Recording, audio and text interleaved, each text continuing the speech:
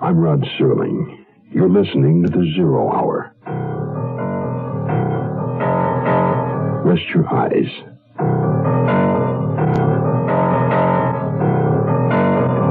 Exercise your imagination. This week, Bill S. Ballinger's sound portrait of an unlikely hero. The Heir Hunters. Starring Ken Berry,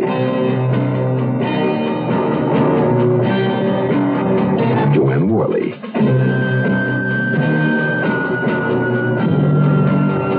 and Edgar Bergen.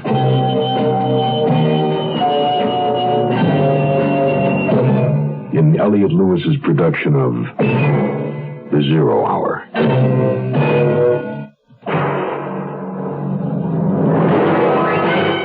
The Mutual Broadcasting System presents The Zero Hour.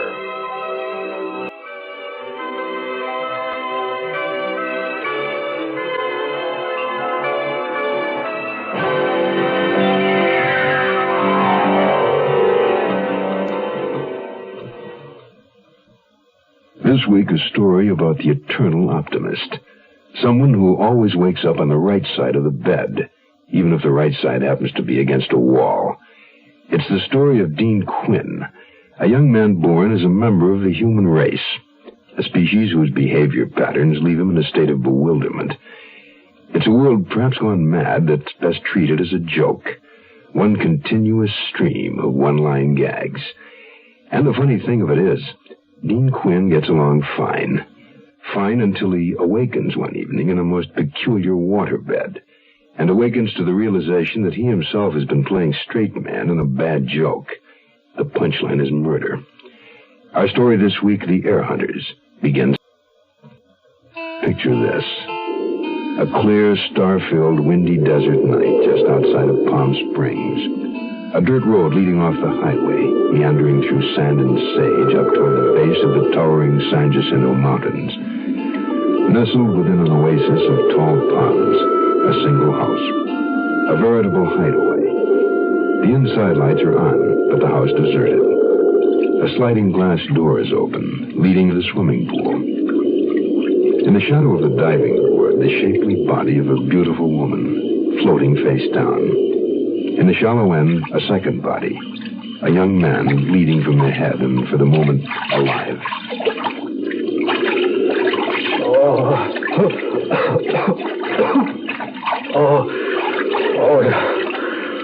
Where am I? What am I doing here? Ow.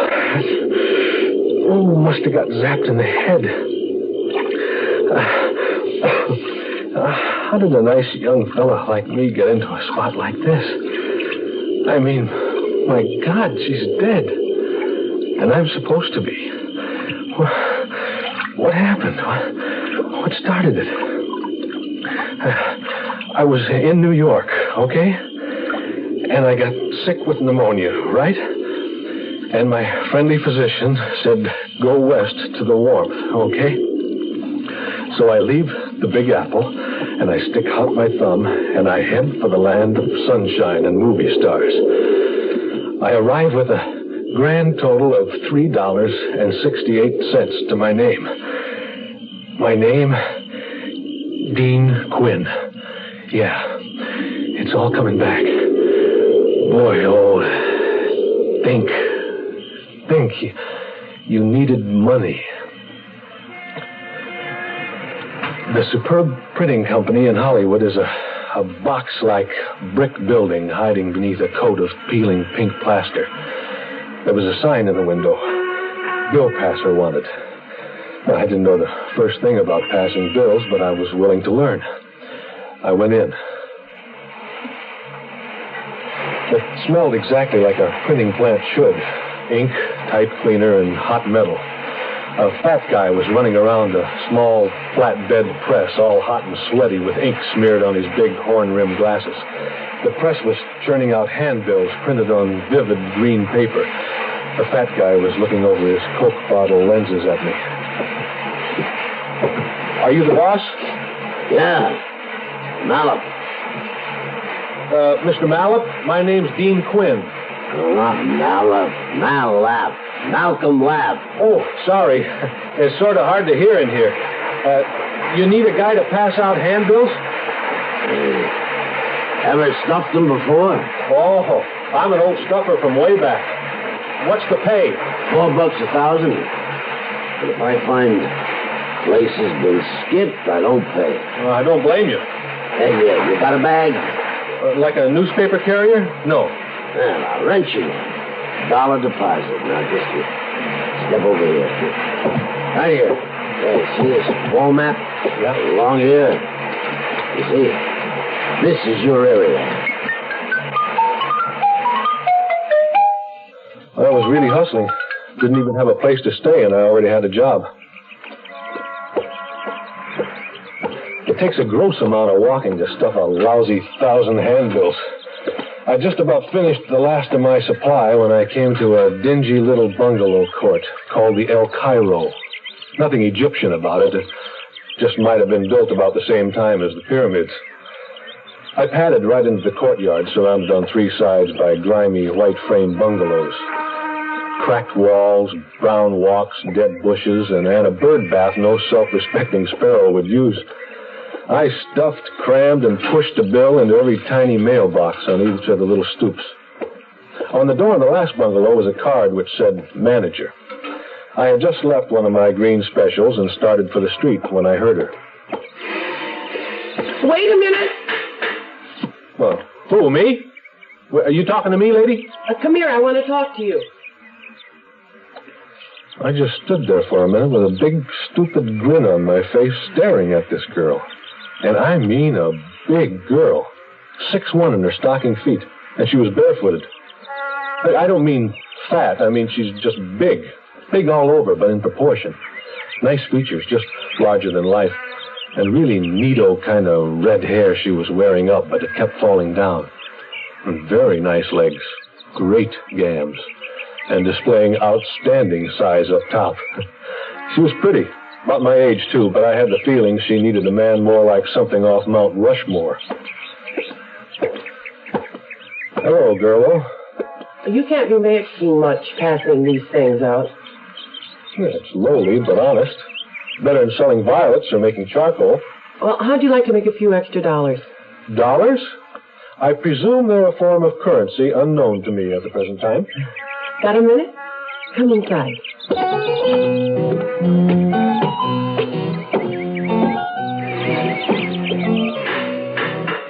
I walked fly-like into her parlor. The room was something straight out of a mail-order catalog, a dream of stained furniture, part wood and part plastic. I eased down on the edge of an imitation leather sofa and watched while she folded back the sleeves of her caftan. I'm Miss Temple. Formally, I'm Mr. Quinn. I own El Cairo Court. Oh, that's nice. Well, my father left it to me when he died, nearly 3 years ago.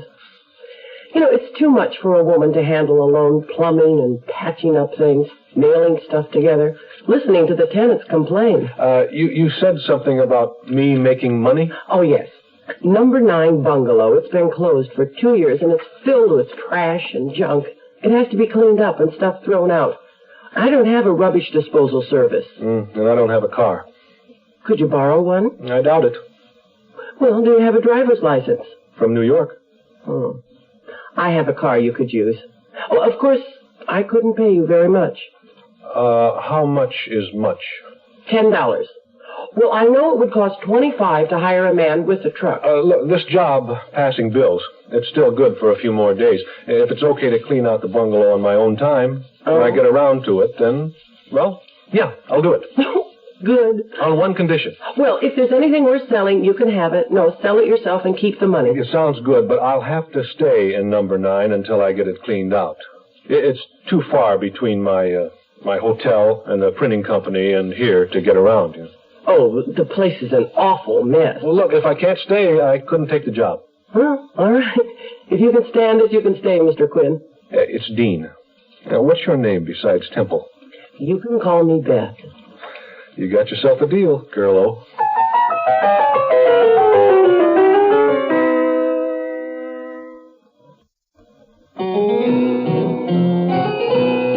finished delivering the handbills, then made it up to Griffith Park and got my knapsack out from under the water pipe where I'd left it.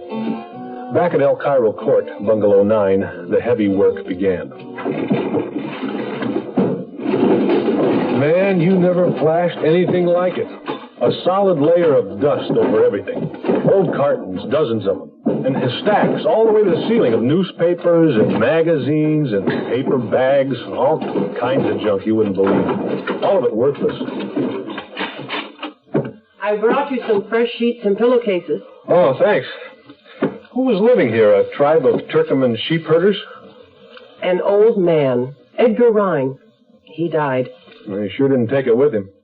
Did anyone ever go through this stuff before? Oh, I guess so. Well, after Mr. Rhine passed away 2 years ago, some man came out from the tax assessor's office. He looked through it and then went away. You didn't run away screaming? I've prepared my repast for the evening. You're welcome to join me.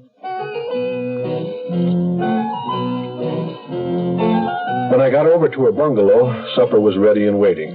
The table was set for 2, meat and potatoes, my kind of repast.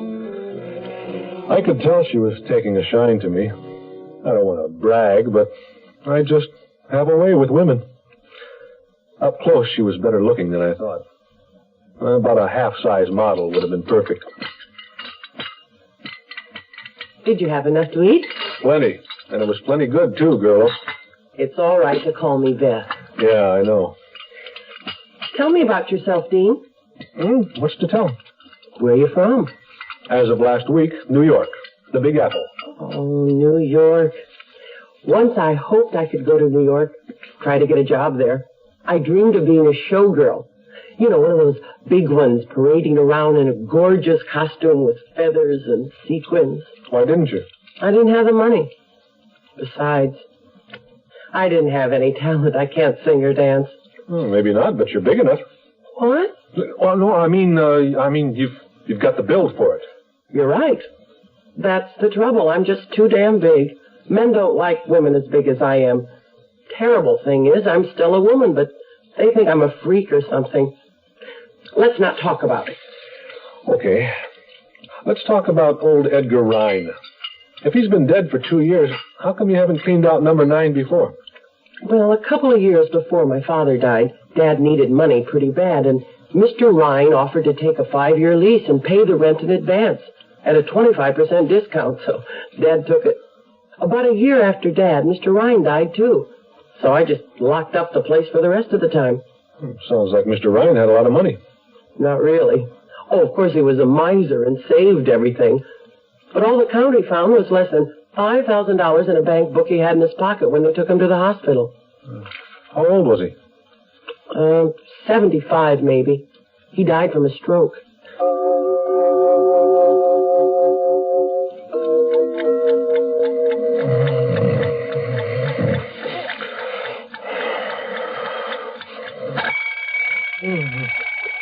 Oh, yeah. All right. Oh, yeah, all right already. I'm up. Oh, my back. What a mattress. No wonder. Look at that lump. Oh, that'd be great if there was money in there.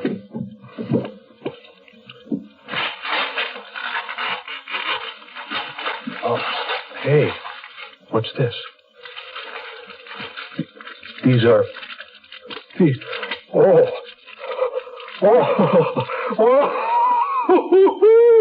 these are bank books. Look at those beautiful decimal points. $10,000. 10,000 and another. And boy, oh, your ship has come in.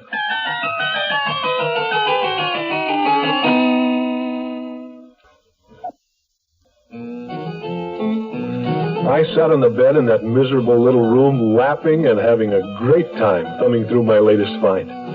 Each book was credited with a deposit of $10,000, a total of $100,000. But not in the name of Edgar Rhine. They all had similar initials. Edward A. Rankin, Elmer B. Raymond, Elgin C. Reed, and so on. And there was only one savings book to a bank, 10 different banks. I looked inside the plastic envelope again, and I found a brittle yellow newspaper clipping. It said, Mrs. Etta Rhine Martin, 28, of 119 Turner Street, died yesterday after a long illness. She is survived by her husband, Charles K. Martin, and her daughter, Helen. Services will be held at 2 p.m. Thursday at the Willow Chapel Funeral Home. The clipping had no date and no town where it had been published. I turned it over, and on the back was the name of a store from a corner of an ad, Sabin's. Although I realized it was sort of a lousy thing to do, I decided not to tell Beth. I'm as honest as the next guy, but I figured this was a special case. Besides, she'd said anything I found cleaning out the bungalow I could keep.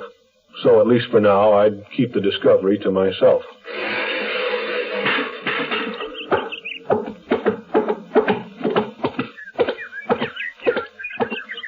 Like some breakfast? True words were never spoken. I'll be right in.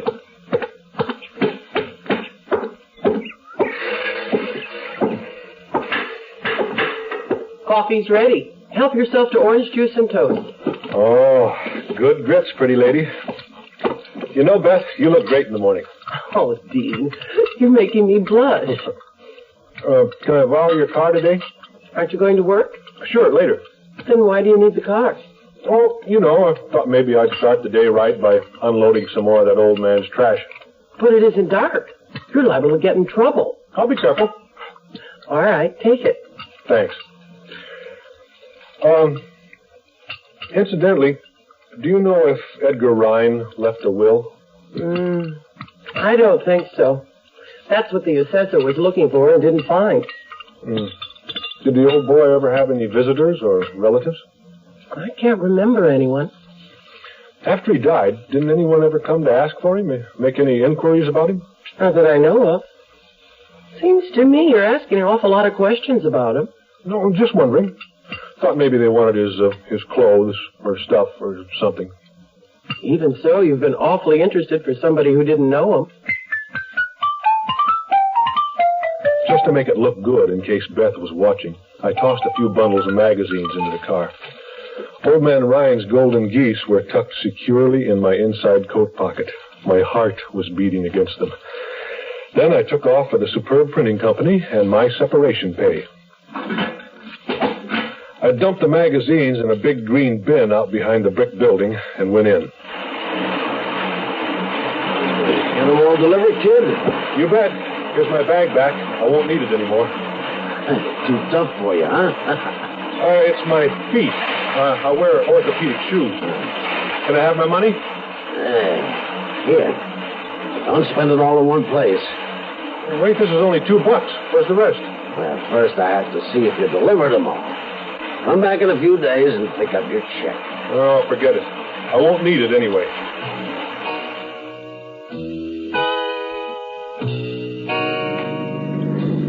I converted the $2 to gasoline and drove Beth's old crate to Universal City.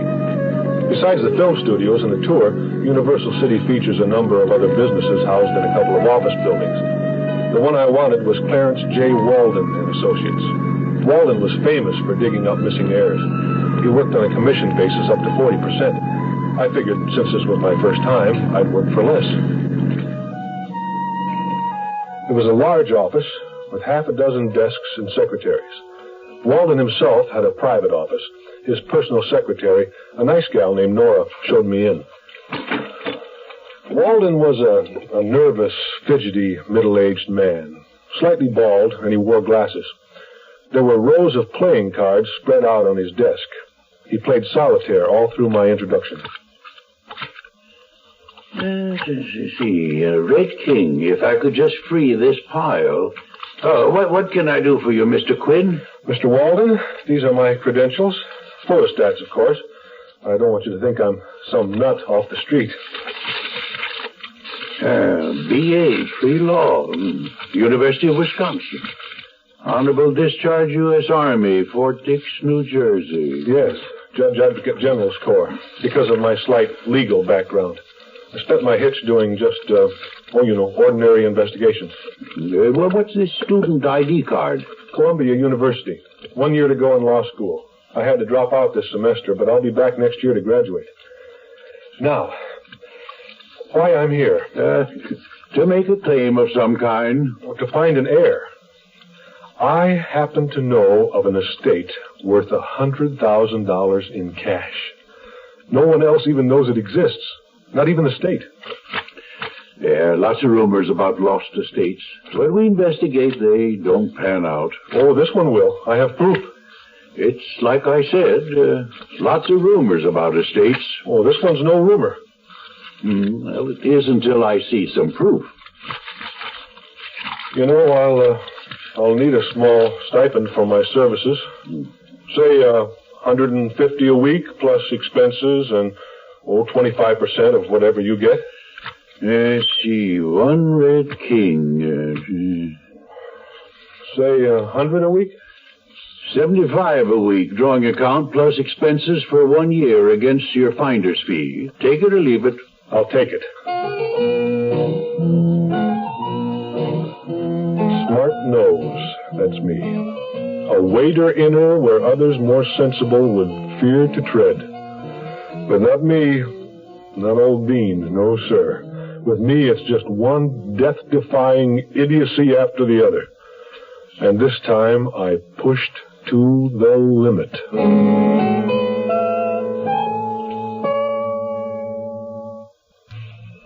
Tomorrow at this time, rest your eyes and listen here to this week's continuing study in suspense, The Heir Hunters.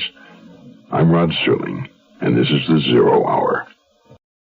Dean Quinn, a young man in his mid-20s, a third-year law student, charming, cheery, and suffering from chronic pneumonia. He looked for and found the silver lining in his cloudy health. He called it California and went there.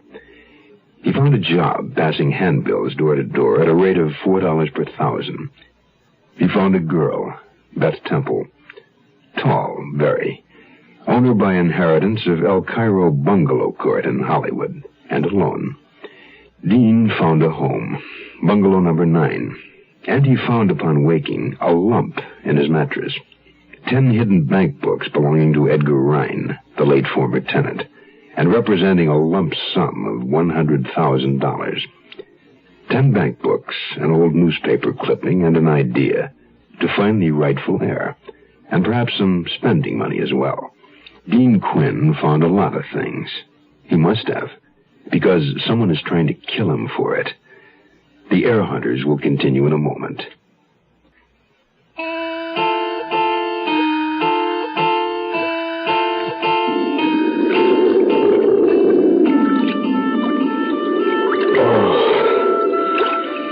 Boy, oh, you're lucky. If you'd fallen into the deep end, where there isn't a step to keep you from sinking, you'd be as dead as she is.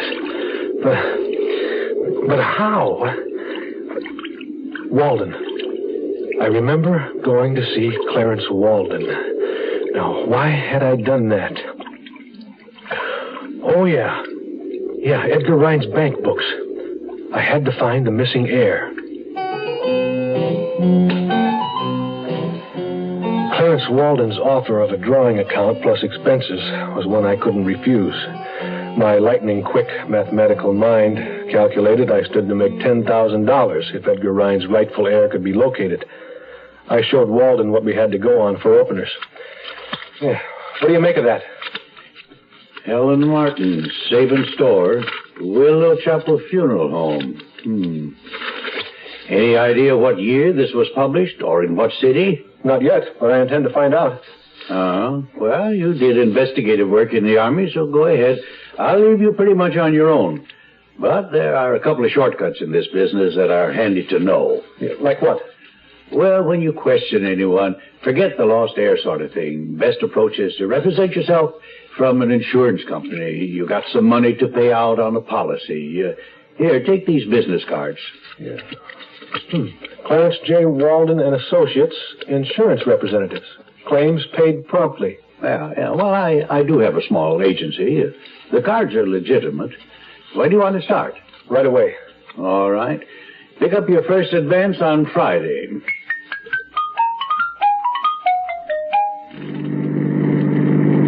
I had a headed back to El Cairo without the slightest intention of cluing Beth in on anything. It's not that I'm greedy, but I figured even to just tell her might complicate matters. I'm back. I'm in here, taking a bath. Anything new? I found a job. Not much, but it'll do till something better comes along. You got anything to eat? You got a new job. That's wonderful. I'll be right out. Yeah, selling insurance. A small company. Selling insurance? That won't pay very much, will it? With a drawing account, I'll get along. Are you going to keep living here? I may have to travel a lot, so I don't want to waste money on rent. I'll finish cleaning out number 9, and you can rent it again. With old Rhyme dead, there's no reason to continue his lease. Well, there's no reason you couldn't stay with me here. You're not going to be making all that much money, and in your spare time, well, you can help out around here. I'll tell you what. Go ahead, rent out number 9. I'll stay with you, but I'll pay half the rent. You'll be money ahead, right? There's coffee in the kitchen. I'll put on my kaftan. I rapped with Beth over the coffee, bringing the conversation around to Edgar Rhine. The first time she'd ever met old Edgar was when she came down to Los Angeles for her dad's funeral. Naturally, she was more definite about her own family when I asked. My folks were married in San Francisco and were living there when I was born. Dad wasn't a very good businessman. Finally, they just gave up. Dad moved down here and Mother stayed in San Francisco. I lived with her. Well, she worked until she died. By then, I was 18. What was your mother's maiden name before she married your father? Josephine. Oh, Tully. Everybody called her Josie. Why? No reason. You got anything else to eat besides fruit?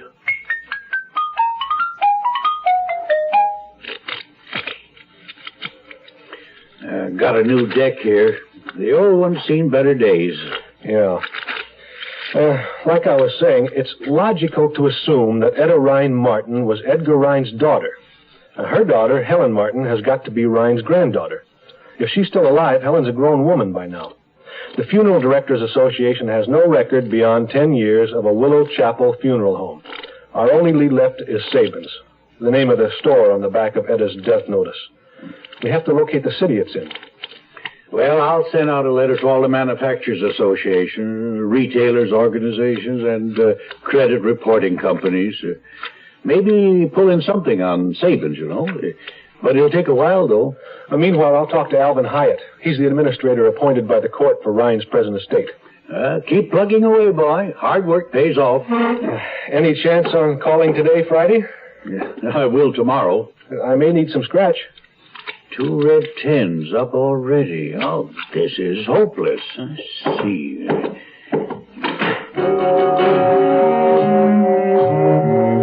Alvin Hyatt was an attorney with offices in a bank building on Broadway, downtown Los Angeles. The tax assessor had turned over to him all of Rhine's possessions and papers to put through probate.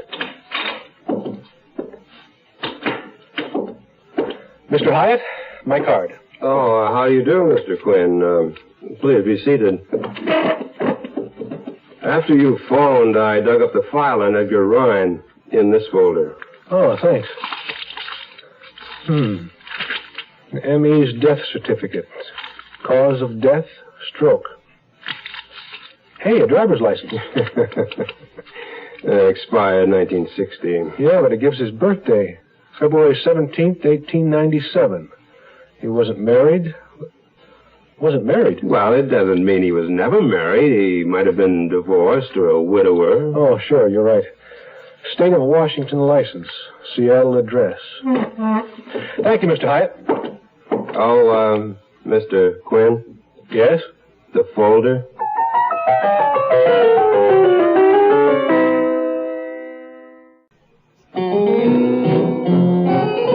I dropped the car off at El Cairo.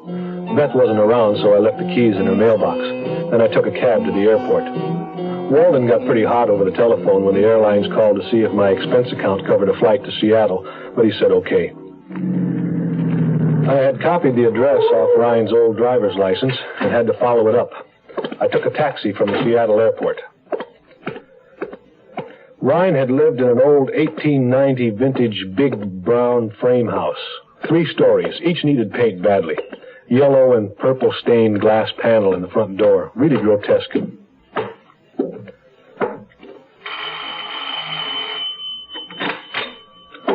A tired-faced, harassed, middle-aged woman opened the door and stared at me with suspicion.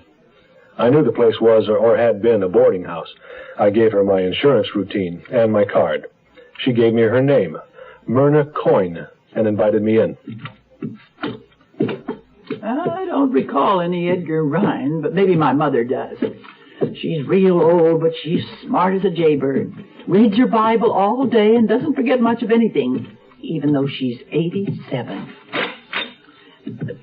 My mother, Mrs. Daly. Ma likes to make up riddles about the Holy Book. Ma, you got a visitor. Wants to know, baby, you remember a boarder from 15, 20 years back? Yes, Mrs. Daly. His name is Edgar Ryan. There's nothing wrong with my hearing. Oh, sorry.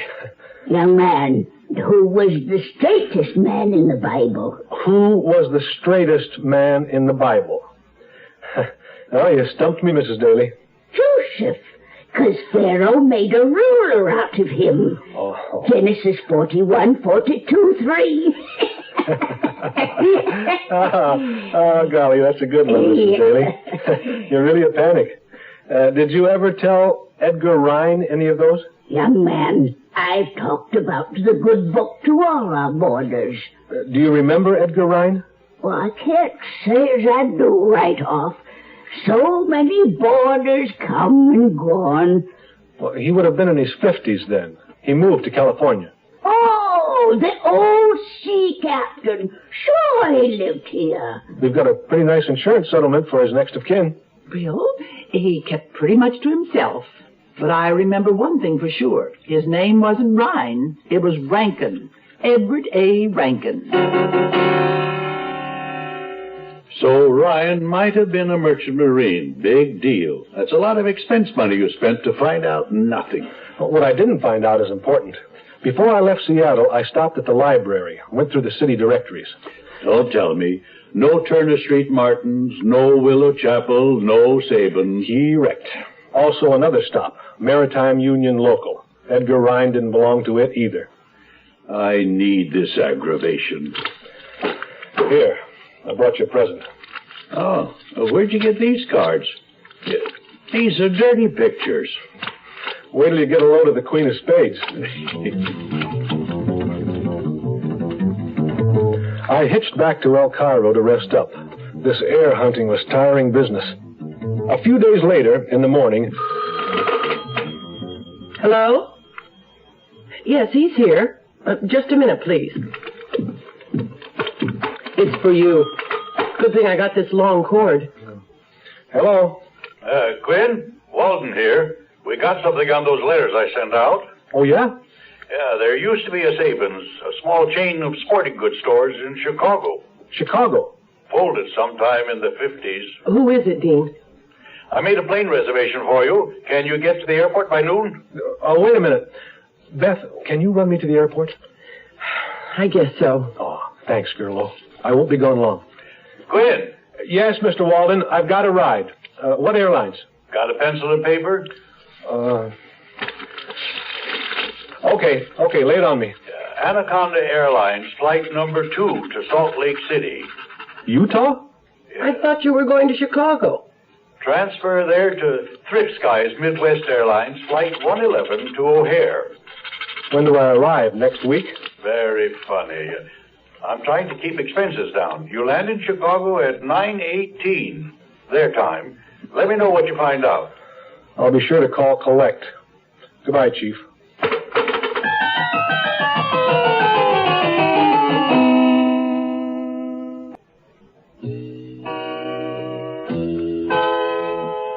I made it to Chicago unscathed. No thanks to either airline. The only 2 times I unbuckled my safety belt were when we landed. I came out of it okay, but the cab driver who drove me into the city asked a lot of questions about why my nose was bleeding. I had a headache, too, but it was too cold to notice. The wind whipping off Lake Michigan reminded me how stupid I was to leave my heavy coat in California. The house at 119 Turner Street had 4 apartments, 2 up, 2 down. No name of Martin on the mailboxes, so I tried the first door. The little card in the door had just one word printed on it. Pazek.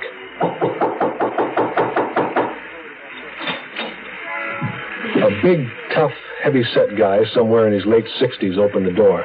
He hitched up his baggy trousers and gave me the evil eye. I handed him my card.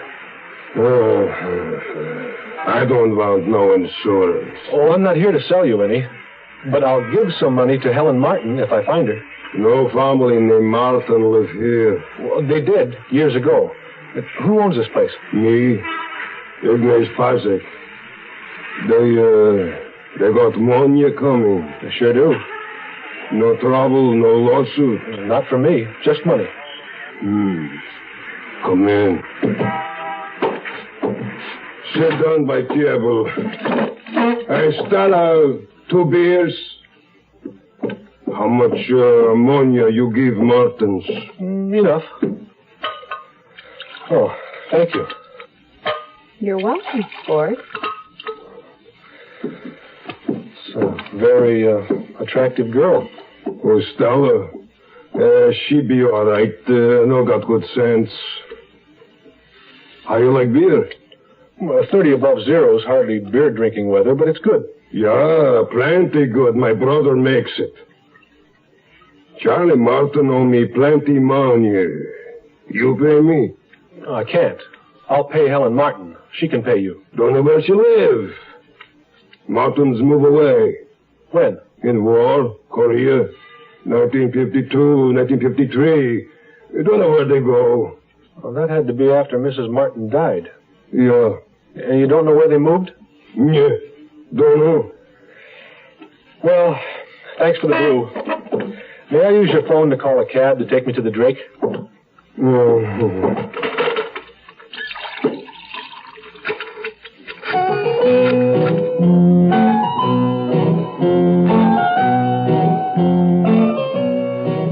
the way to the hotel, I asked the cab driver if he could run me by the Willow Chapel Funeral Home. There wasn't much to it. Nothing at all, to be precise. They had gone under, so to speak, in 1955. It was pretty late that night as I sat in my hotel room with a bottle of scotch and a glass of cracked ice, trying to forget the 10 grand commission that was apparently slipping from my grasp when... Who is it? Hi there, Sport. Stella? Yeah, I'm colder than hell.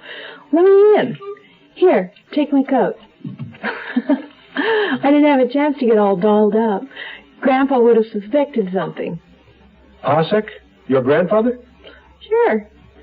How about offering me a drink, Sport? How'd you know where to find me? Heard you call a taxi. Thank you. I'd love a drink. Oh, don't stand out there in the hall. Come on in. Hey, what are you doing? I'm lying on the bed. What does it look like? It looks like you're lying on the bed. Why did you come here, anyway? Pour me one? How old are you, Stella? Old enough. What do I owe this visit? My personal charm, or what? Here's your drink. You sure took long enough.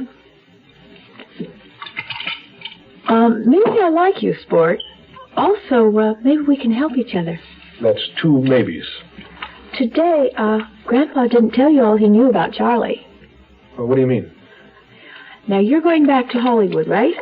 You take me with you. Boy, oh, you didn't hear that. Stella, let me put it to you this way. You're an attractive girl, but you don't stand a chance out there. I don't want to be a movie star. I'll find a job, anything, just so I can get out of here, away from Grandpa. All I want is money for a bus ticket, and I'll tell you what you want to know. Well, fair is fair. And you let me stay here till I go. That's not fair. Okay. Try to find out for yourself about Anna Martin and Charlie and Helen Martin. Where's my coat? No, wait a minute. Look, I can't let you stay. If your grandpa and your father find you here, they'll tear me apart. I'm very breakable. I asked for my coat. Oh, look, Stella, In California, you're going to be on your own. I'll get you there, but that's all. A real gentleman doesn't keep a lady waiting for her coat. All right. You can stay here till bus time in the morning. Now, about your grandpa and what he didn't say about Charlie Martin. You understand, my grandpa didn't tell me this. But when my mama was alive, sometimes I'd hear her talking with my old man about Charlie Martin. Yeah, go ahead. When Grandpa Pasek was young, he was always chasing women. He liked pretty girls even after he was married. In those days, he had a good job on the railroad. So did Charlie Martin. The two of them were very, very good friends, so Grandpa rented Charlie and his wife an apartment upstairs. Charlie was younger and even bigger than Grandpa, and Mrs. Martin was very pretty, and Ignace, the old lech, had his eye on her. Yeah, I get the picture. Well, maybe Etta was a good woman and didn't give in. Maybe not. Who knows? Yeah, keep going. Well, the Martins had a baby, a little girl they called Helen. Then Mrs. Martin got sick and died. Everybody was quite surprised because she was such a young woman. There was a big funeral at the Willow Chapel Funeral Home. Are you going to keep on interrupting, or can I go on? I'm sorry. All right, so Charlie Martin came back to the apartment after the funeral and went out in the garage and beat the hell out of Grandpa. Nearly killed him. Remember that big scar? I remember. How about a refill? Finish first. So Grandpa had to go to the hospital. When he got out, he came looking for Charlie. He wanted to get even, have him arrested, sue him or something. But he couldn't find him. Charlie was gone. Where did he go? Joined the Army. Where's Charlie Martin now? Still in Korea, but he ain't coming back. Why not? Charlie Martin is dead.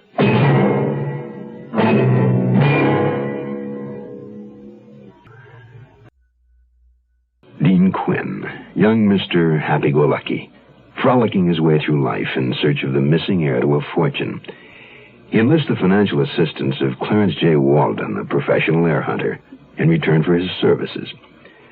The search leads Dean Quinn first to Seattle and a dead end, then to Chicago to an address listed in the old newspaper clipping, to the apartment house owned by Ignaz Pasek, and face-to-face with Pasek's young granddaughter, Stella.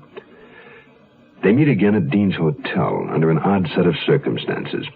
Stella wants something. Out. Bus fare to California and a place to hide overnight. Dean wants no part of it, but he does want to find the missing heir. And what he finds is that now he's looking for one last link, the end of the family line, Helen Martin.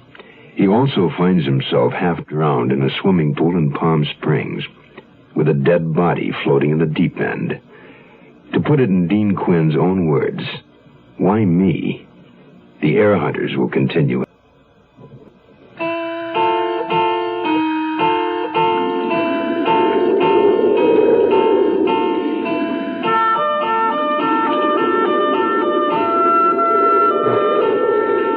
Am I drunk? I must be drunk. What happened here? Did I fall in and hit my head on the side of the pool? Or did someone, whoever killed her, did they try to frame me? Come on, Dean boy, put it together or your ticket is forever punched. Chicago. Remember Chicago? Remember Stella? Stella was in my room at the Drake Hotel in Chicago when she told me about Charlie Martin. Charlie Martin is dead. He got killed in Korea. What about the little girl, Helen? I don't know what happened to her. Can I have that drink now? Yeah, help yourself. Who are you calling? Don't sweat, sweets. I'm not blowing the whistle on you.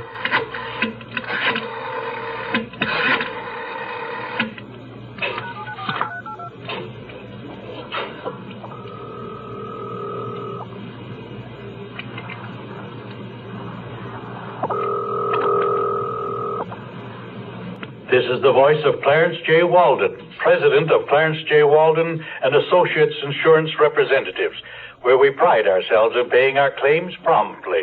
Boss, wait. Our office is closed for the day, but we'll be back tomorrow morning when the big hand is on the 12 and the little one is at the 9. Aren't you going to talk? Yeah, if he ever shuts up. If your call is urgent, please leave your name and number, and one of our representatives will get back to you as soon as possible. You will have exactly 10 seconds after you hear the little beep. Boss, this is Dean. Charles Kermit Martin was killed in Korean War, Illinois Regiment. Call VA, check where allotment was sent for his daughter, Helen Martin. Also insurance. Call me at Drake Hotel. Wire money. Sport, you sound like a disc jockey. Hey, what are you doing? Put your clothes back on. I'm getting into bed. I need my beauty rest. Well, yeah, I think I'll sack out on the couch here. Sweet dreams. I slept lousy that night. I kept waking up, hearing buzzing in my ears like I used to when pneumonia was coming on. A couple of times I thought I felt something warm cuddling up to me, but I couldn't tell for sure. It might have been just a vivid hallucination. In the morning, I had a brute of a headache. My skin was crawling, and I had a pretty good case of cottonmouth. Worst of all, I was in the bed. Stella was up and dressed.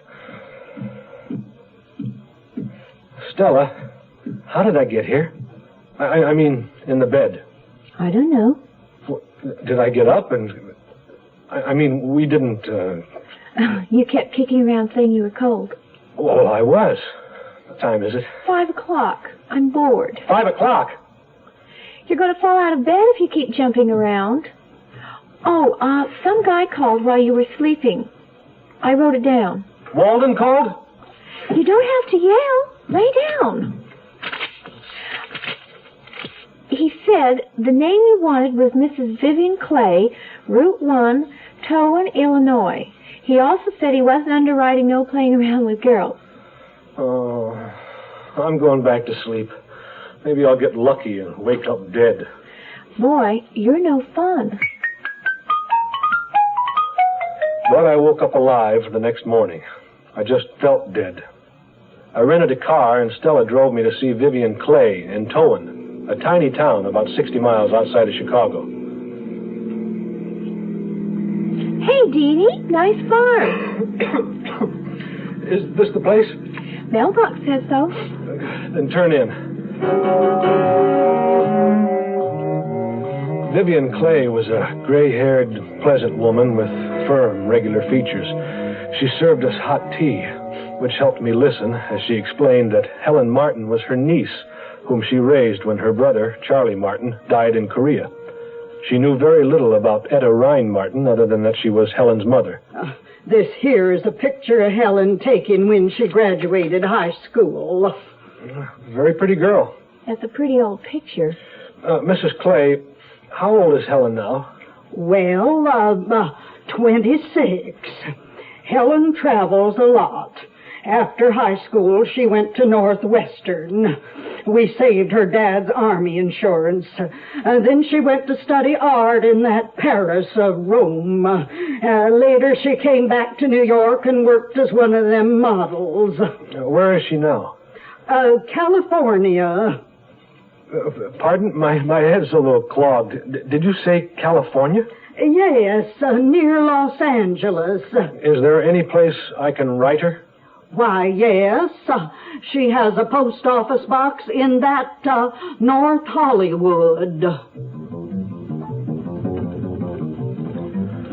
I don't remember leaving Vivian Clay or her farm, or driving back to Chicago or anything. I don't even know where or when I lost Stella Pasek.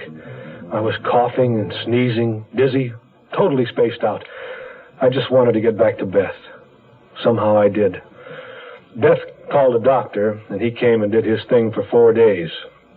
On the 5th day, my lungs breathed air again, and I sat up in Beth's king-size bed, ready for action. How are you feeling? Like $10,000. Girl, oh, am I glad to see you. I'll get it. Yes? What bungalow does Mr. Dean Quinn live in? This one. Is he expecting you? Oh, sort of. I'm a very good friend of his, and he asked me to visit. Beth! Well, why don't you come in? Any friend of Dean's is a friend of mine. Oh, why me? Beth, this is Stella Pasek, an acquaintance. Stella, Beth Temple. You don't look so good, Deanie. I've been sick, and I think I'm getting a relapse. Lucky I didn't catch your cold when you insisted I stay with you in that crummy hotel. What crummy hotel? Beth, please. Do you have a place to stay, dear? Not yet. I have a nice little bungalow, number 9, only $80 a month. It would make it awfully convenient for Deanie. And you don't have any other friends here, and, well, we could be friends, couldn't we? Oh, yes. I feel sick. Yeah. Let's get you settled. Stella, is it?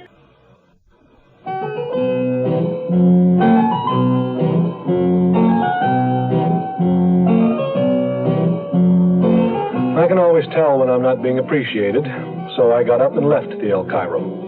I hitched over to Universal City to see Walden and to bring him up to date. He was delighted to see me. Look at those expenses. Oh, it's nothing to get uptight about, Mr. Walden. We got an address for Helen Martin. Post Office Box, North Hollywood.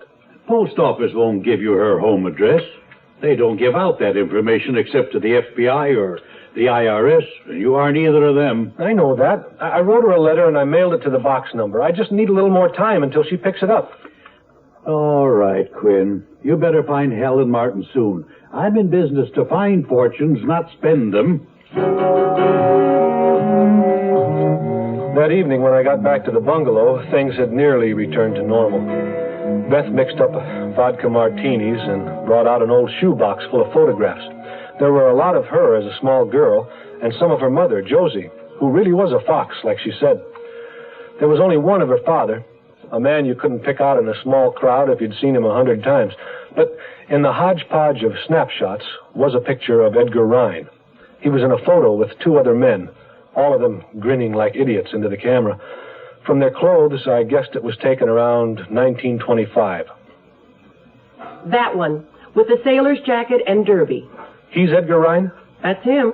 Of course, when I saw him, he didn't look much like that. Yeah, 50 years in between can change a man. Who are the 2 guys with him? I don't know. On the back, somebody wrote Ed, Hack, and Tony. Well, Ed's obviously Edgar Rhine. Have you any idea who Hack and Tony are? Not the slightest. Where'd the picture come from? Dad sings. I don't know how it got there, and Dad's name wasn't Hack or Tony. It was William Temple. Yeah. You ready for another drink? Don't rush. We're having a guest for dinner. Who? Stella. It seemed that the sweet, shy little country girl from the Mecca of the corn country had done right well for herself. Stella was now a cigarette girl at the Yodel-A-Go-Go, a rock joint on the Sunset Strip. It was enough to make a man give up smoking. Beth, hello. Stella, darling. Oh, hello, Dean. You here? Beth, isn't my job simply wonderful? Just perfect. I'll get the drink so we can toast to your success. Well, will it make me sicky? I never had a drink till I met Dean. Hope I can hold it. I don't believe it. Be back in a minute. Dean, will you come over to my place later? What do you hear from Chicago, kid? You'll be sorry. Where are you going? Just to the door for some air.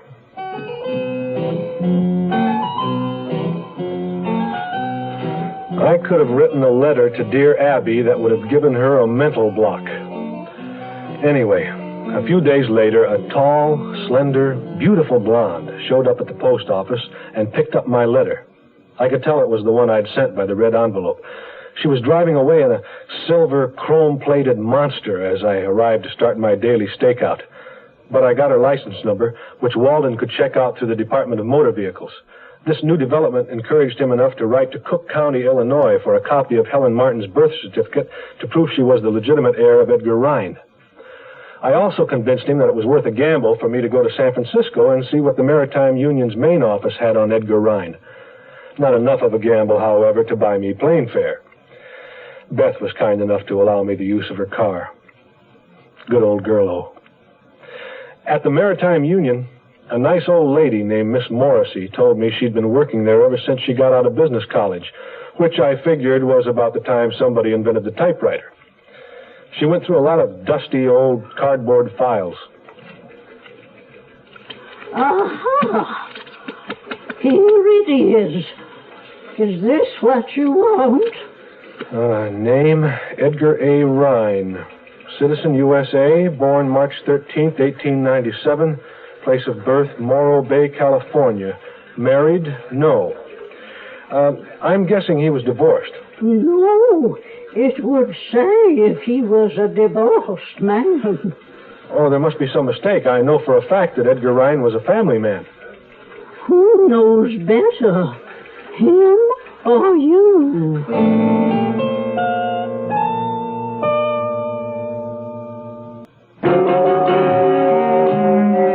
So, with Miss Morrissey's information, the bottom fell out again. If old Edgar Rhine had never married, he couldn't have any direct heirs. This had come up before, so I brushed it off and kept looking for Helen Martin. There had to be a connection.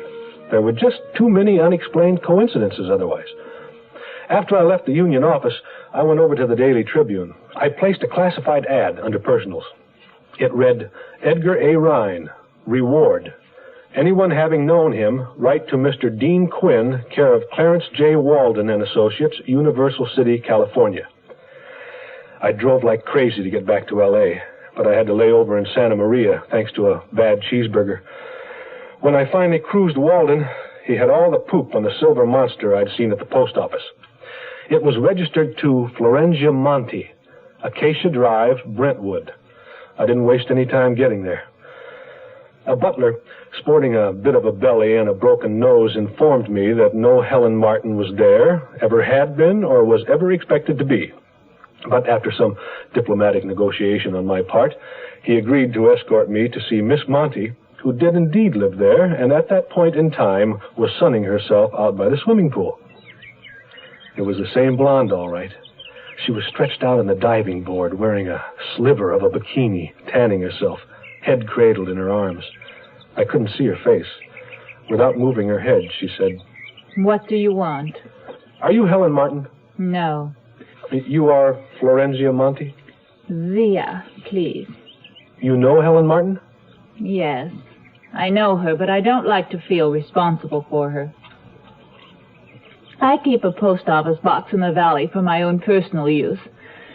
With a house full of servants, one has very little privacy. Yeah, I know what you mean. Every letter that comes, all my own special little secrets. Anyway, I gave Helen permission to use my post office box. Don't you forward her mail? Yes, certainly, whenever she writes to tell me where she is. I haven't heard from her in over a year. Last time, where from? Hong Kong, I think, or some such place. She travels, buys, imports clothes. How long have you known Helen Martin? Oh, years. 6, perhaps, or 7. I met her when she was studying in Paris. My family keeps a place there, although they live in Rome. And you met again here in California? Something like that. We've kept in touch. Do you have Helen's last forwarding address? Someplace around. I'll have to look for it. If I find it, I'll let you know. Yeah, do that. I'll leave my card. I'll write down another number where I can be reached. Oh, you are an insurance man? I didn't know that. Yeah. Claims paid promptly, it says right there. I hope I'll be hearing from you, Miss Monty. Zia. See ya, Zia.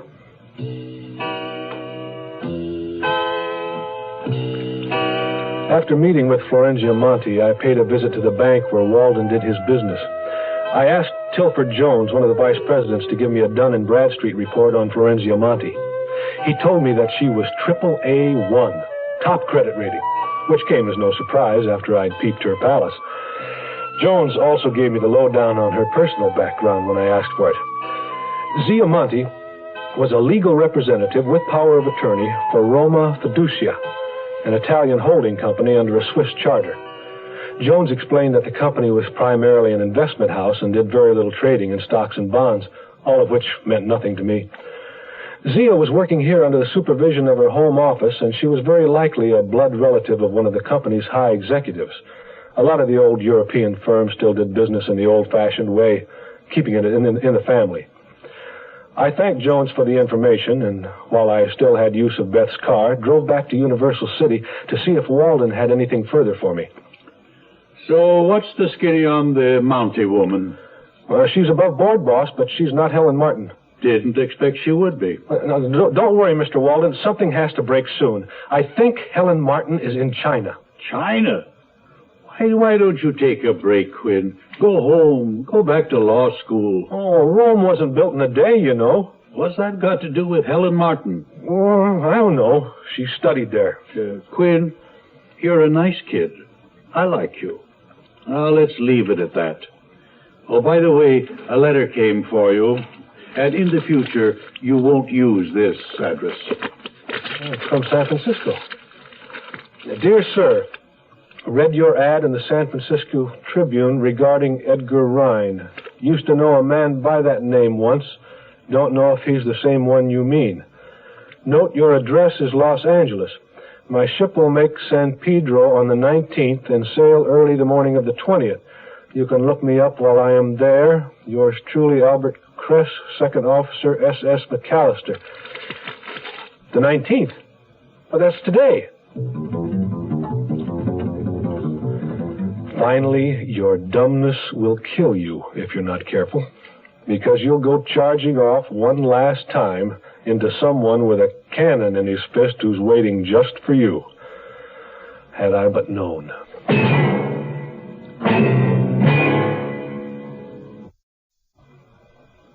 Tomorrow at this time, rest your eyes and listen here to this week's continuing study in suspense, The Heir Hunters. I'm Rod Serling, and this is the Zero Hour. Dean Quinn has been trying to locate Helen Martin, missing heiress to a hidden fortune. He's been fishing for clues, but to this point has caught only a good case of pneumonia. He meets Virginia Clay, Helen Martin's aunt, who sends him back to California into a post office box. Dean Quinn back in California, back to his girl, Beth Temple, and into the fire, brought upon by the arrival of the irrepressible Stella Pasek from Chicago. But it's the business of heir hunting that Dean Quinn has chosen, so he follows the trail north to San Francisco, then back to Los Angeles, to the mansion of the young and beautiful, mysterious Florenzia Monti, but still not a trace of Helen Martin.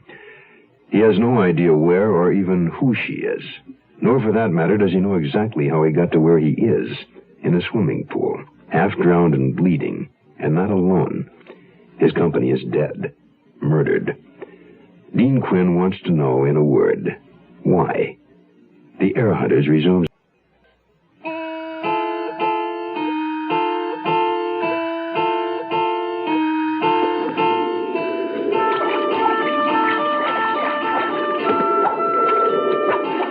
I pulled myself out of the pool and staggered into the living room. It was a mess, a disaster area. It looked worse than my head felt.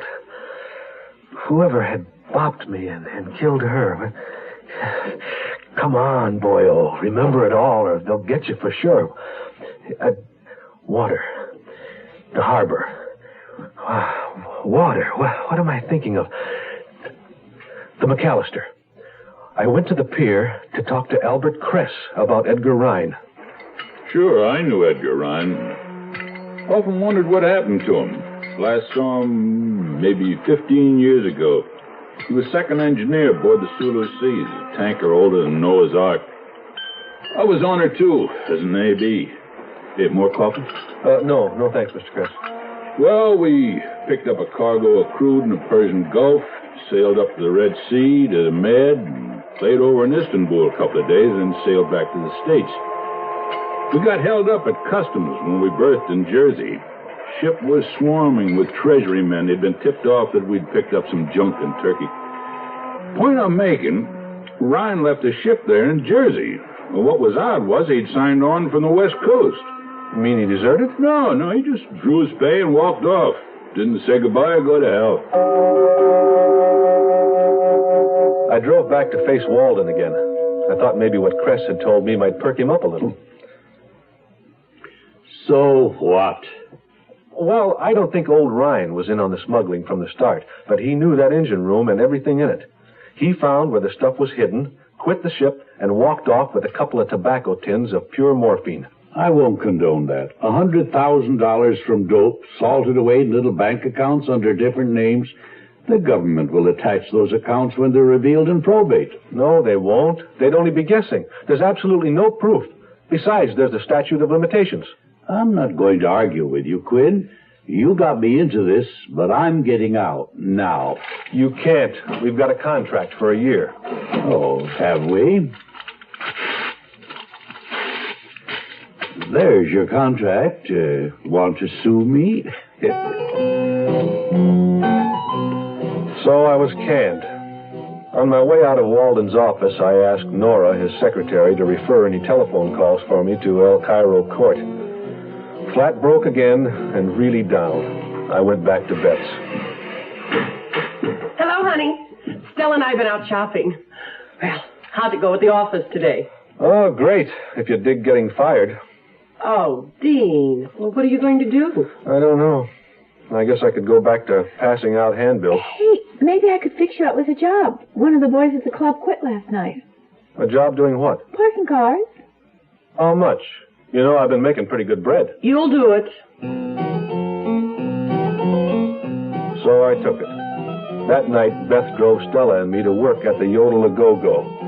It had no parking lot of its own. Steep hills above and steep hills below. I could tell right off it was going to be tough sledding. Stella introduced me to a young dude in a red T-shirt and tight white stretch pants. Kilroy, this here's my very own first cousin, Dean. Stella, I don't think that's... He needs a job real bad, and right away I thought of you, Kilroy. You thought about me? Yeah, he's an awful good driver, and I think you were just so sweet. You know what I mean? How could Kilroy say no? He couldn't say anything at all with his eyes popping out, watching Stella slink into the club. Then the suckers began arriving, and we, the real suckers, started parking cars. We stashed them all up and down the side streets on both sides of Sunset, anywhere within 5 blocks. Then we had to whip back to the club on a dead run for the next one. By the time the club closed, I was a basket case.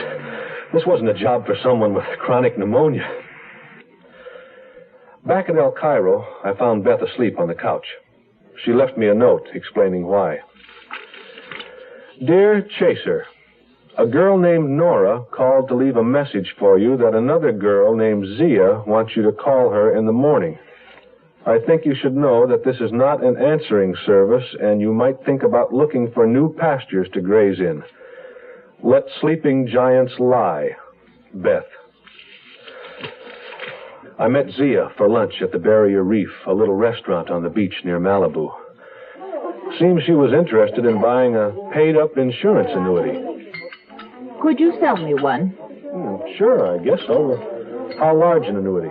Oh, 250,000. 250,000? I want one that will pay me, say, $10,000 a year for the rest of my life. Yes. Sure, of course. Well, I'll work out the details.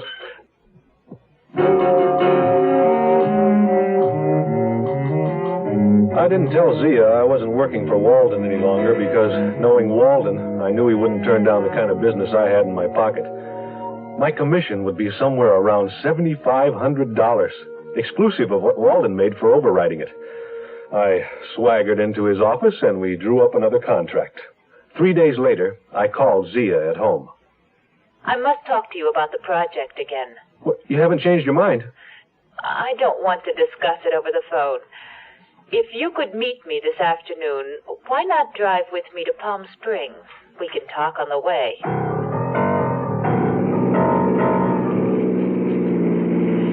Boy, oh, this is the way to do business. I've never been out this way before. About that annuity, Dean. I want it in the name of Constance Niles. I thought it was for you. Of course it's for me. I simply want it in another name. Is it so wicked to want to save taxes? No, but I doubt the insurance company will issue to a false name. And Internal Revenue has laws, too. All right. But I think I can convince you. If not, perhaps I'll have to cancel the policy. Just checking out the way Zia was built, I didn't need much coaxing. The hideaway was several miles outside of Palm Springs. A sprawling desert adobe, the same color as the sand surrounding it. The place was closed up. No servants were there or anybody. The small cottage, as she called it, was actually a vast ranch house, complete with air conditioning. Zia opened a bottle of champagne and another of brandy and mixed French 75s. We sat on the patio beside the swimming pool, watching the mysterious blue desert night come down.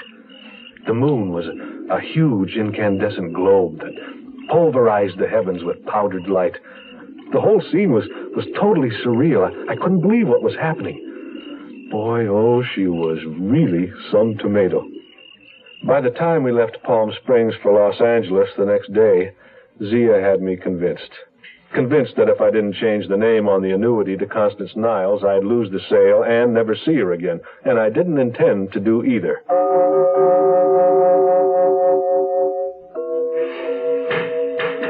Hi, I'm back. And just in time. Kilroy says you're fired if you don't show up tonight. And after all the humiliation I had to go through to get you the job. I know, dear. Hey, since when have you ladies decided to run my life for me? From now on, I am running my own. I'll pack my stuff and get out. Where are you going? The Century Plaza? And how much money you got? He doesn't have $10. And he'll spend that out chasing girls. It's a good thing he's got you, Beth, to keep an eye on him. Dean, why don't you move back into number 9? Stella can move in with me. Oh, please. Knock it off. So I moved into number 9, and Stella started camping with Beth. Until my insurance commission came through, I still needed the tips from the parking lot. There was a lousy band playing that night, and business was slow, so I didn't make much money, but at least I kept most of my sweat inside my body. Stella got a ride from that same guy as last time, but in a different car. A shiny new domestic model, about a half a block long, and Kilroy was plenty teed off. Hey, Dean, looky here. I guess I fixed that creep. Took it right out of his glove compartment. Kilroy, that's a gun. Yeah, real pretty, ain't it? Yaffee Kush don't go into those cheap stuff.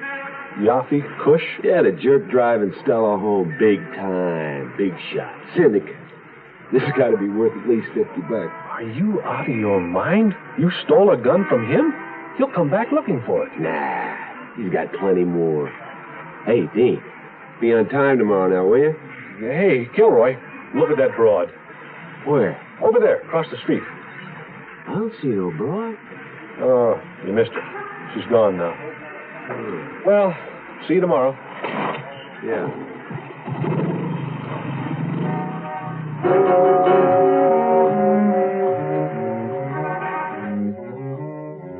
I couldn't let Kilroy keep that gun. He was an all right guy, and I didn't want to see him getting snuffed for something so dumb. So while he was looking across the street, I lifted the gun from his saddlebag. After he was gone, I put it in a paper bag, and I hid it in the bushes by the club. Let's see, that was Friday night. I called in sick on Saturday, and Sunday the club's closed. I was in Bungalow 9 about 10:30 Sunday night, washing out my drip-dry shirt when... Yeah? Hi, Sport. Stella? Out. Out! Gee, it's nice to be alone at last. Beth's gone to a movie. Stella, go back to Beth's place. You know what she'd think if she found you here. Oh, Pooh, I wouldn't want to hurt Beth. We're dear friends. But you did break up with her, didn't you? Do you have anything cooking on the stove? No. Why? Well, in that case, Beth's bungalow is on fire.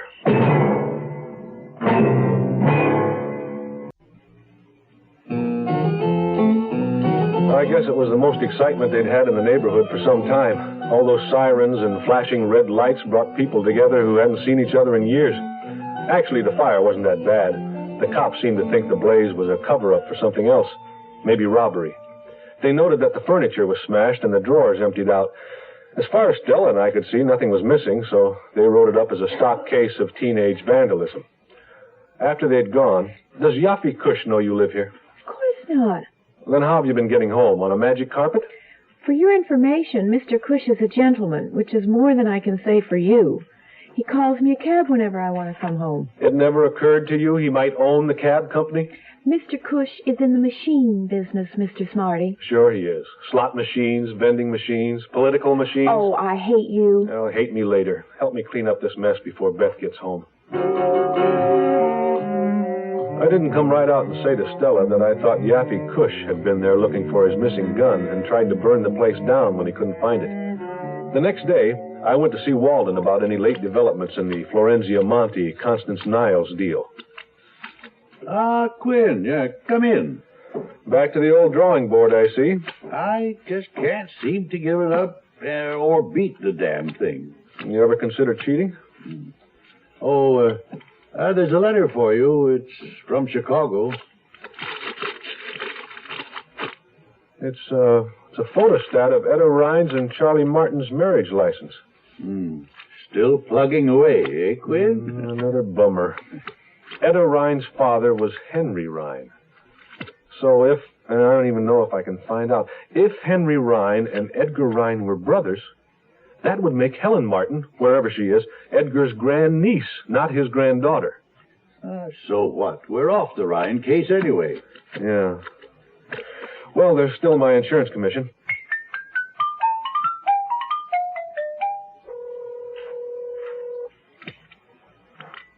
Hello? Zia, it's Mia. Clean Dean. It's all set. Wonderful. I'll be out by Palm Springs tomorrow. What do you say we meet at the Hideaway? 8 o'clock? We'll have a private little party in honor of the event. Boy, that sounds terrific. I'll bring the papers. I'll bring the money. $250,000 in cash. Cash? What's wrong with a cashier's check? It'll be safe. I'll keep it under lock and key in my cosmetics box in the trunk of the car. Besides, a cashier's check would involve a bank, and I don't see where it's any of their business. Do you? Well, no, I guess you're right. See you at 8. Bye now.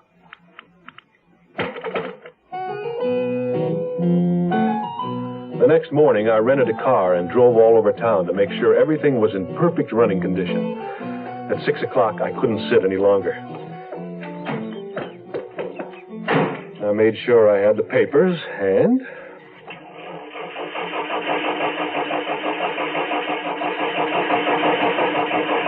Oh, no. No, why now? Why me? Want me to start? No. Well, what are you going to do? I don't know. I can't kill myself without fumes. You can use my car. I won't need it tonight. Oh, girl, you'd do that for me? I was almost to the freeway when I thought of something. Bringing all that cash back with me could be dangerous. So I turned up Wilcox and headed towards Sunset in the Strip. Kilroy wasn't there yet, so nobody recognized me when I went looking in the bushes. I found the paper bag with Yappy's gun, then headed out for Palm Springs. A bit late, but on my way. I thought I could make up some lost time out on the open road, but I made a wrong turn, and I was halfway to Indio before a gas station attendant straightened me out.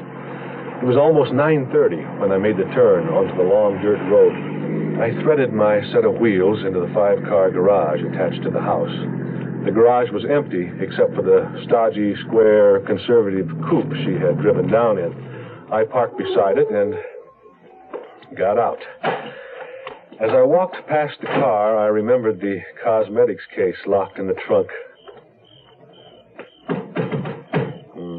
Pretty baby. $250,000. I'll take real good care of you.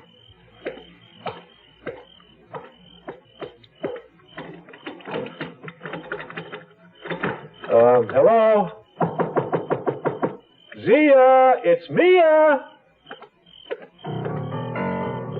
I walked from the garage around the house to the main entrance. The wind was up. I dodged a tumbleweed that blew across the lawn. The desert cools off fast at night. I hoped it hadn't cooled her off towards me.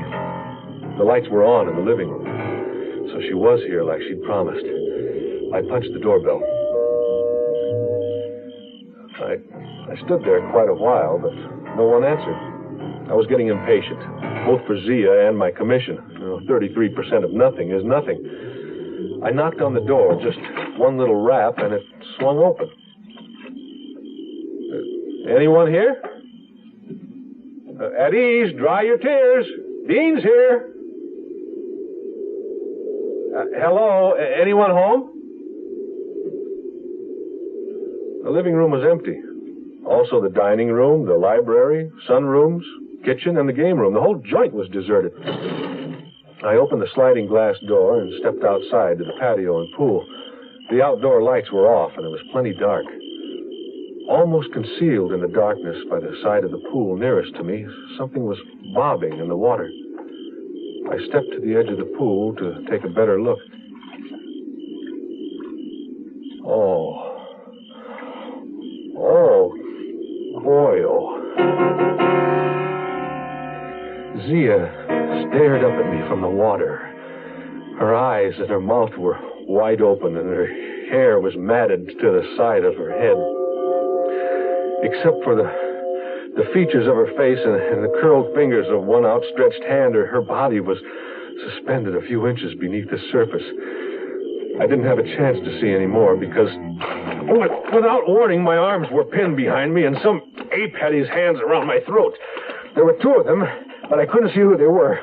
Then I got zapped upside my head. Ow! Like I told you, if you're not careful, you can get killed.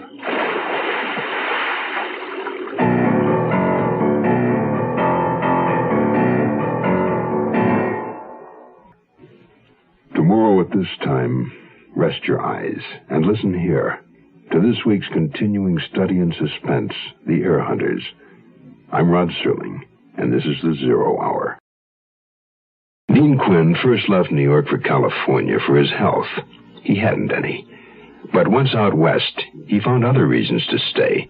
One, Beth Temple, Gurlow to Dean. Two, his discovery of a hidden fortune salted away, waiting to be claimed. And three, the search to find Helen Martin, the rightful heir to the money. If it were only as simple as 1, 2, 3 for Dean Quinn. He's found the source of the money to have been smuggled drugs. He alone knows the location of a gun stolen from Yafi Kush, a well-known underworld figure. And he made a deal to sell an insurance policy to a wealthy, beautiful foreign woman named Florenzia Monte. They would have met at her desert retreat in Palm Springs. What Dean Quinn didn't plan on was the fact that when he got there, she'd be dead. Nor did he expect someone would knock him unconscious and throw him in the swimming pool to drown. Whatever happened to Helen Martin? What's going to happen to Dean Quinn? The conclusion of The Heir Hunters follows.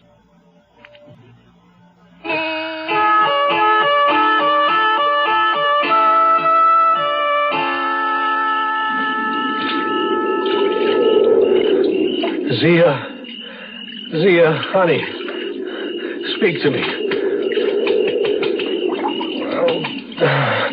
Oh, what am I doing? She's dead. I gotta get out of here. Somebody tried to kill me. Why me? Why try to murder good old Dean Quinn? Oh, boy, if the cops find me here with a place looking like this and Zia deep-sixed in the pool, it'll look like I did it. They'd say I killed her. Why, of course, that's the frame. I'm supposed to have robbed her, killed her, and then fallen in and drowned. Why me? Wait a minute. Am I leaving anything behind? What did I bring with me? Papers, insurance? Yeah, I got them. A little wet, but... boy, I'll catch pneumonia for sure. There must be a rag or something in the car I can dry my hair with. Oh, no. Yafi Kush's gun. I gotta get rid of it. There. That takes care of that. I gotta get out of here. On the highway, heading back to L.A., I was swerving from side to side. I could barely see the road. But somehow I made it back to the El Cairo. I must have, because I came to, stretched out on the overstuffed sofa, covered with warm blankets and supporting an ice bag on my aching skull. Beth was watching me anxiously. She tried to smile, but wasn't very successful. Dean? Oh, girl, what time is it? Not quite 3. In the morning. How did I get here? Where's your car? Lie back. Now, I thought you'd had an accident. The car's fine. I've got to hide it. Hide it? What for? What happened? Did you run someone over with the car? Deanie, what happened to your head? You look awful. Thanks. I thought I'd change my hairstyle. Widened apart. Stella, did you see Yafi Kush at the club tonight? Was he around? No. Did he beat you up? I don't know. I'm not sure. Dean, tell me what happened with the car. I'll tell you after I move it. No, you stay put. You're in no condition to drive. I'll move it. Where do you want it? Well, see if there's a space in the bushes. Well, that's dumb. Go on, move it. Do as he says, Stella, dear. Well, all right. Did the killers take the money? I don't know. I really don't. I was too scared to even think about it. I didn't even look in her car. Are you going to the police? I guess. Tell them what I know. Oh, but first I ought to see Walden. They might go looking for him. Where'll you find him at this time of night? Yeah. Guess I'll wait till morning. You got any aspirin? Walden was pretty upset when I told him. Upset, angry, evasive, and frightened. I wash my hands of the whole thing, understand? But, Dean, try to make it as easy on me in the office, will you? I won't promise. It's my neck. Now, if the police think I'm broke, a bum, they'll give me a hard time. But if you back me up and say that I work for you, legitimately, well, I'll be careful what I say. I'll do it. I'll do it.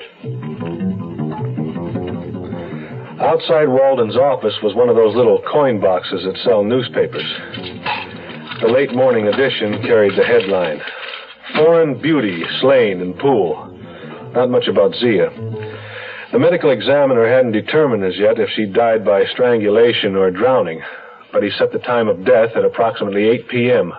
There were signs of a fight, and an unidentified gun had been found outside the house. Nothing stolen from the house, and nothing about finding $250,000 in the car. I decided to go back to Beth's and have a drink. Hold it. He just walked in. Dean, you're wanted on the phone. Oh, great timing. Hello, this is Quinn. Who is this? Ain't important to know, but what I got to say is, you listening? Well, I'm listening. You've been lucky, but don't push it too far. Oh, who, me? I just blew into town. Oh, I know. I've been reading the papers. I see where maybe you ain't talked to anyone yet, which is a very smart thing to do, not to talk to anybody about your swimming partner. But the cops will be looking for me. My fingerprints are all over the place. I don't want to have to do nothing drastic if I can help it. Too much of a coincidence, you know? Yes, I know. So here's what you do. You tell the cops you arrived at the house at 4 p.m. You were there just long enough to get her to sign a floater insurance policy. They already found an airplane ticket in her purse for Hawaii and points west good for next week. She needed a policy to protect her stuff on the trip. A guy named Herman Spender drove you down. I don't know any Herman Spender. You do now. Besides, another guy driving an Ace laundry truck saw you. You're out of the jam, Quinn. There's no sweat. Maybe I ought to just leave town. I don't like it here much anyway. Oh, you're stupid. You're stupid, Quinn. If the cops don't find you, I do. And you wouldn't want anything to happen to that big, gorgeous redhead, would you? You wouldn't.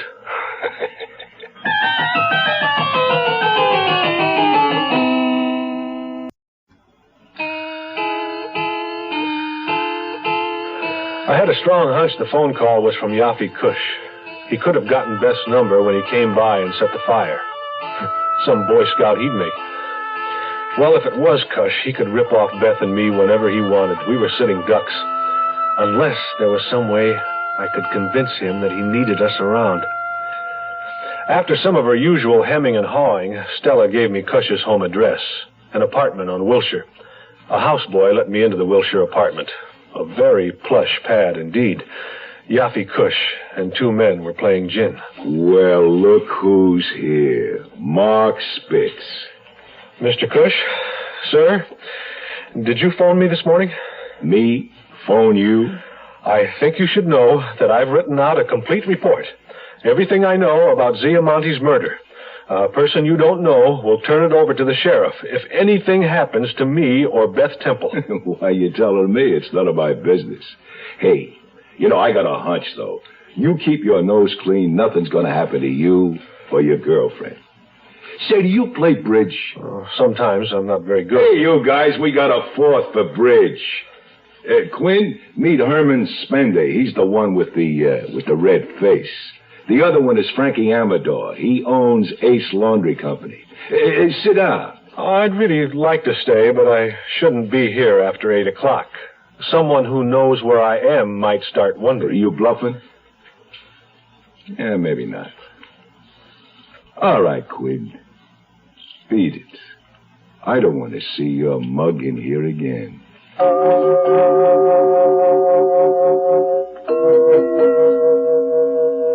Dean, the news is on TV.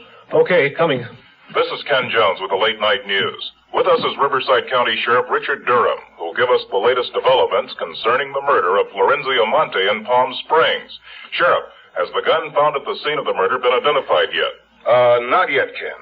But we've had several other important news breaks. We located a safety deposit box in Palm Springs under Miss Monte's name and got a court order to open it. Inside it, we found 3 United States passports in the names of Ramona Randa, Constance Niles, and Helen Martin. Helen Martin? I knew it. But none for Florenzio Monte? No. We have determined that 2 of them were forgeries. The Helen Martin passport is authentic. Is it your theory, Sheriff, that Florenzio was using these other names as an alias? You better believe she was. Well, we can't prove it yet. However, we also found 2 paid-up annuities, each for $250,000. One is made out to Helen Martin, the other to Ramona Randa. And none for Constance Niles? I've got that one, and you're not getting it. No. Please, Dean, I can't hear. We haven't found an annuity for Constance Niles yet. But we want to know more about Miss Monte. She was in this country on an Italian passport, supposedly on business. We intend to find out more about both her personal and business affairs. Sheriff, you mentioned another development just before we went on. Yes. Miss Monte also maintained a house in Los Angeles. All the phones in the house were bugged. That does it. Does what? Zia Monte was Helen Martin. Helen's was the only authentic passport in the bunch. If Zia had been able to buy that annuity for Constance Niles from me, she'd have had an income of about $30,000 a year for life, including the annuities made out to Helen Martin and Ramona Randa. Where did Zia, or Helen, get the bread to live like she did and still stash away $750,000 to buy the annuities? Dean, do you think there might be a bug on my phone? No, don't be silly. Who'd bug your phone? That man who called and threatened you. The next afternoon, the phone company sent a man out to check Beth's phone. No taps, of course. It was cleaned. I watched the repairman dial the automatic ringback number to show the line was working again. Then, that night, I went to work, but Kilroy didn't show up at the club. The manager said Kilroy had quit that day and wasn't coming back. I started jockeying the cars by myself, but as the evening wore on and Stella didn't appear, I began to worry. Finally, I parked the car by a fire plug, jumped in a taxi, and went back to El Cairo.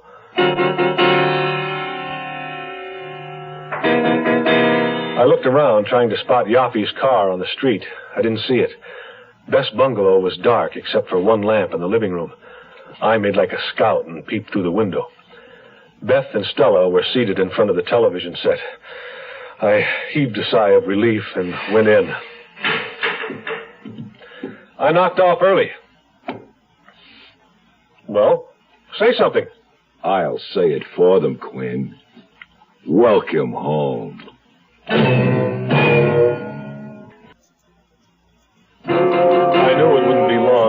Yaffe and one of his gorillas came by. Spender, the guy with the red face, had to be the ugliest guy of all time, but I wasn't about to inform him of that fact. Yaffe Kush was no beauty himself, but at least you wouldn't expect to see him swinging through trees on a vine. Good to see you, Quinn. It's good to see you, too, Mr. Kush. Well, it looks like you've got your 4 for bridge. I guess I'll be moving along. Spender. Oh, wow. Darling, you're hurt. Let me help you up. That's all right. I needed some dental work anyway. Oh, Quinn, that wasn't smart to plant my rod for the fuzz to find. It was clean, never used on the job. I even had a permit for it. Gun? The one I keep in the glove compartment of my car. You and that other grease jockey were the only ones who could get to it. I seen him this afternoon. He sang a whole opera. Why did you try to frame me for that Monty broad? Who, me? It was a mistake, Queen, a big mistake. Spender? Oh. You and that Monty floozy, both a couple of double-crossing thieves. You had it coming. Right, Spender? Stop that! Let me go! Oh, relax, lady. Why are you looking at your watch, Quinn? You ain't going no place ever again. Well, in that case, I better call Sheriff Durham and tell him not to bother to call me at midnight like I told him to. Hey, put that phone down. Spender! Stop it this instant! Lady, you gotta learn to relax. Hang up the phone, Spender. Quinn. Oh, Quinn, I'm afraid that was your last mistake. Sheriff, Yaffe Kush is here. Got a gun. Oh, forget it, Spender. It's sour. The sheriff knows we're here. Let's get out of here.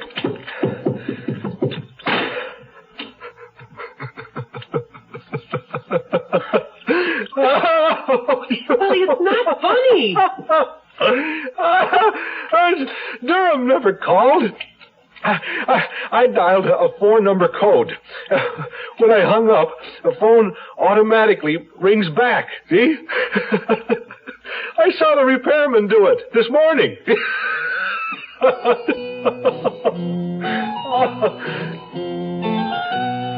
As soon as I was in condition to get up off the floor, which was early morning, I lost no time getting down to Palm Springs to see Sheriff Durham. I told him all I knew, really leveled. Well, we just got confirmation on your alibi from the gas station attendant in Indio. And don't forget, I drove out to the club to get Cush's gun, which took me about another half hour. It was nearly 9:30 when I got to Zia's place. Mm-hmm. What you've told me, Quinn, should clear you, and it fits in with what we've already pieced together. Helen Martin, a.k.a. Zia Monte. She was a courier for the mob. Really? A sweet little girl like that? Right. She met those syndicate characters in Europe when she was going to school there. They set her up as a front to invest black money. Illegal funds.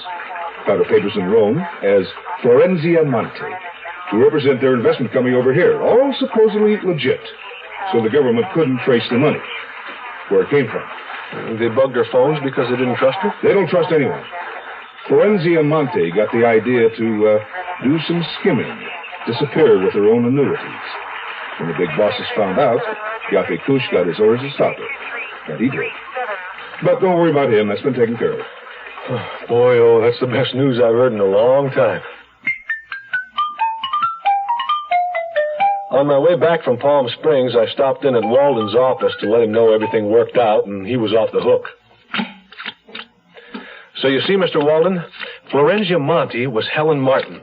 She blew the whole thing because she was the missing heiress all along. She just got hung up in her own greed. Mr. Walden, are you listening? Jack of diamonds, 10 of clubs, Jack of clubs. Do you see this, Quinn? Do you see? I've done it. Well, congratulations. I win. And I owe it all to you. Look what deck I used. Get a load of that Queen of Spades. Is this letter for me? Oh, yes, I forgot about that. It's been sitting here for a few days. Well, keep plugging away, Mr. Walden. If I had the time, I'd stay and teach you how to play cribbage. Goodbye. When I got back to El Cairo Court, the girls were waiting for me. Beth nearly fractured my bruised ribs hugging me. And then I told them what Sheriff Durham had already figured out. But what about Yaffe Kush? Will he talk? Confess? Well, Durham thinks so, because Yaffe did find the $250,000 in the trunk of the car and held out. Didn't tell his bosses. That's why he didn't want me to talk. Let the news out. He figures he's got a better chance to survive with Sheriff Durham than he does with the mob. He seemed like such a nice guy. And such a gorgeous car. Well, I suppose you'll be going back to New York. Yeah, me too. I'm tired of selling cigarettes. I'm going to be a social worker. Oh, and wreck what's left of the Big Apple? Well, Stella, you can have it. I don't really want to be a lawyer anyway. What will you do? Oh, I don't know, girl. I thought maybe I'd go into apartment management. Oh, Dean, how romantic. We can scratch out a living some way. Beth, you're the only girl for me. Ow, you're hurting me. What's this? This envelope in your pocket. It was sticking me. This? Oh, I completely forgot about it. Yeah, it's postmarked Morro Bay. Stats of birth certificates. Beth, get that old photograph. Edgar Ryan and the two guys with him. Oh, you mean the one with Ed, Hack, and Tony on the back? Right. It's right here. Well, what did you say your mother's maiden name was? Tully. Josephine Tully. Why? Girl, you have just answered the $100,000 question. Do you know who this Tony is? The one with Edgar and Henry Ryan? No, who? He's Anthony Tully, your grandfather. Half-brother to Edgar Ryan. That makes you Edgar Ryan's half-grandniece. His only surviving heir. Oh, you're worth a fortune. And just when I was going to make you a poor but honest woman. Oh, girl, Oh, boyo! Ow! Be careful. Hey, anyone here know where I can borrow the money for bus fare to New York?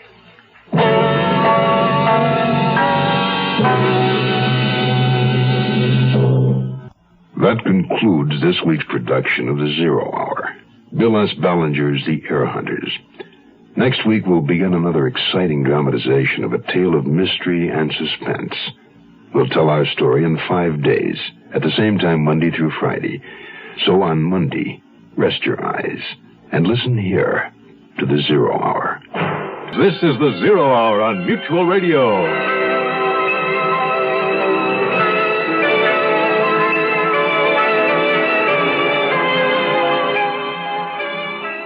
Heard every weekday at this time. Rod Serling is your host. Zero Hour is produced and directed by Elliot Lewis.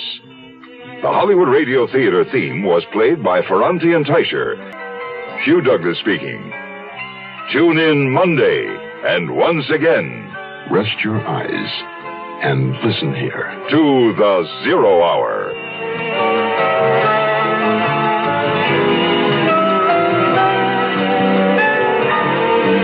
This is the Mutual Radio Network.